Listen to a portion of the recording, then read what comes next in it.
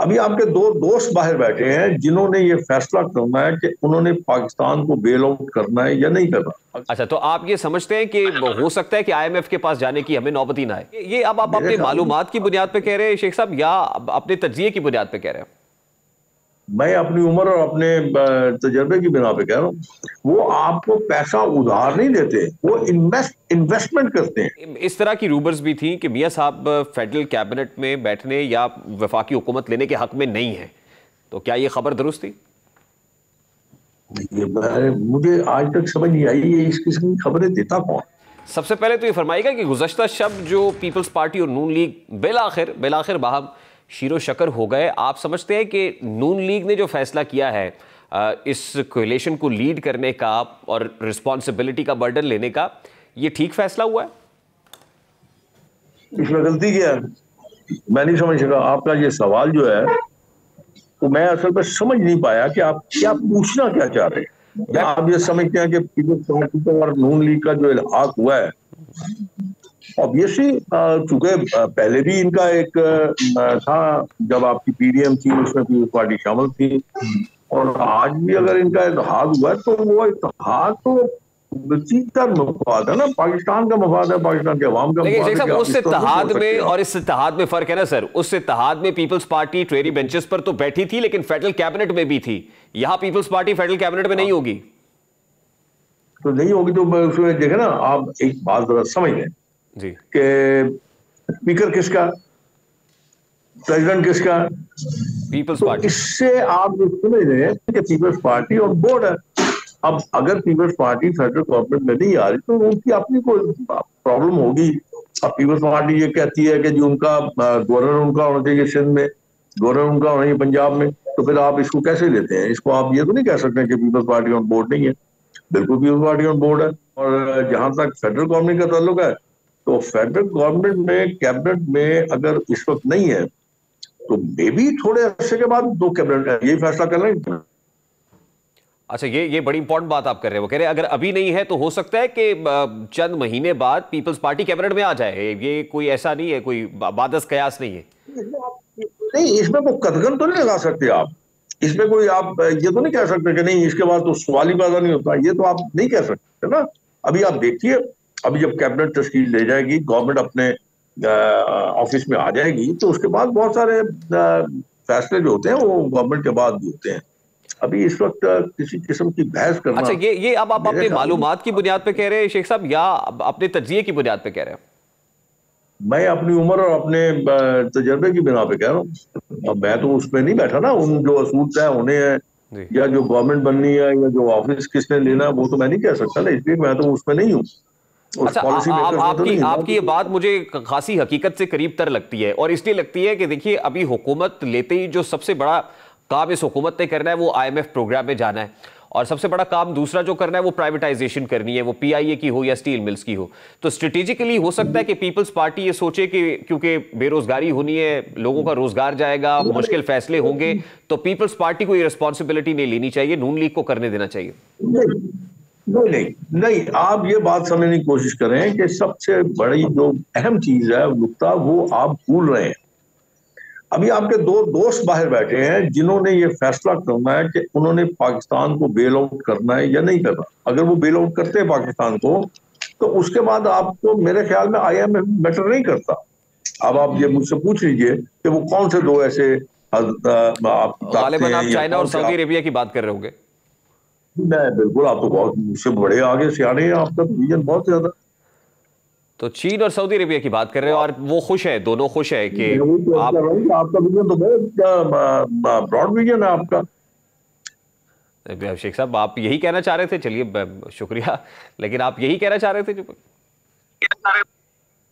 जी जी। अच्छा, तो आप ये समझते हैं कि हो सकता है कि आईएमएफ के पास जाने की हमें नौबत ही ना आए? मैं कुछ ज्यादा ऑप्टिमिस्टिक तो नहीं हूं, लेकिन मैं ज्यादा इतना मुझे इतना ज्यादा होना भी नहीं चाहिए, इतना ज्यादा होपफुल भी नहीं होना चाहिए। लेकिन मैं ये समझता हूं कि अगर आप यहाँ पे चले जाते हैं, तो जैसे मैंने माजी में देखा, चाइना का तो बिल्कुल डिफरेंट रोल है ना। वो आपको पैसा उधार नहीं देते, वो इन्वेस्टमेंट करते हैं। और इन्वेस्टमेंट जो होती है उसका बड़ा फायदा होता है, उससे आप अपने बहुत सारे मामला को चला लेते हैं। और आप इस ज़हन में एक और बात रखें कि अगर आप ये कामयाब हो जाते हैं और इस इन्वेस्टमेंट से आप अपनी इंडस्ट्री को रिवाइव कर लेते हैं, तो फिर पाकिस्तान के मेरे ख्याल में 80% प्रॉब्लम तो सॉल्व हो जाएंगी। अब उसके बाद आपकी जो प्रॉब्लम रह जाती है वो प्राइस हाइक्स है, और जिस वक्त आपकी इंडस्ट्री रिवाइव कर जाती है, चल पड़ती है, उस पर आपकी अनएम्प्लॉयमेंट कुछ खत्म होने की करीब आ जाती है, तो फिर आप ये समझ लें कि मामला बहुत दुरुस्त। चलिए शेख साहब, हमें मतलब तवक्को अच्छे की रखनी चाहिए। वैसे आज स्टॉक मार्केट ने भी अच्छे तरीके से रिस्पॉन्ड किया है, मार्केट ने भी अच्छा रिस्पॉन्ड किया है, लेकिन लेकिन मेरा गुजारिश जी जी जी जी हमारे यहाँ ये सबसे बड़ी एक प्रॉब्लम ये आ गई है, मसला ये बन गया हुआ है कि हम मुस्बत सोचना ही छोड़ दिया हमने। हमें जब भी सोचना पड़ता है हम मनफी सोचते हैं, और ये नहीं सोचते कि इस मनफी सोचने से आपके मुल्क पे कितना बुरा असर पड़ेगा।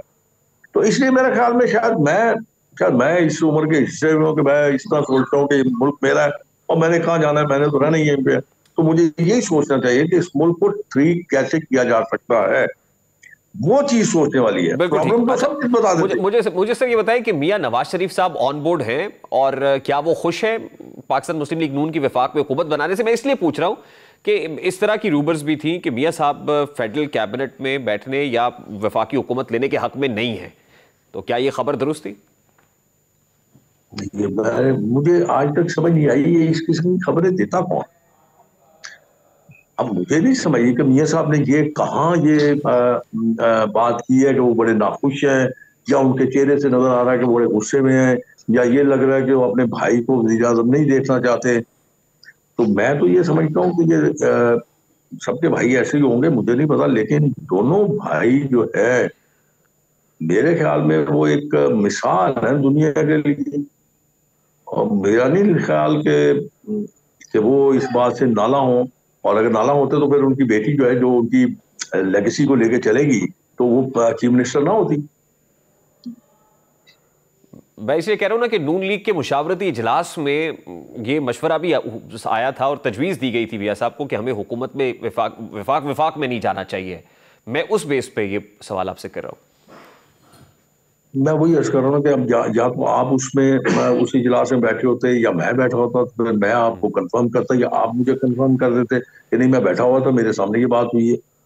तो मैं इसीलिए तो आपसे अर्ज कर रहा हूँ कि ये बड़ी अजीब सी इलॉजिक सी बात है कि आप वफाक में बैठना नहीं चाहते और सूबे की हुकूमत आप ले रहे हैं। तो ये मुझे कुछ मतलब हलक से नीचे नहीं जाती यार बातें। अच्छा मैं इतनी अकल शऊर का मालिक नहीं हूँ, ये कह लीजिए फिर।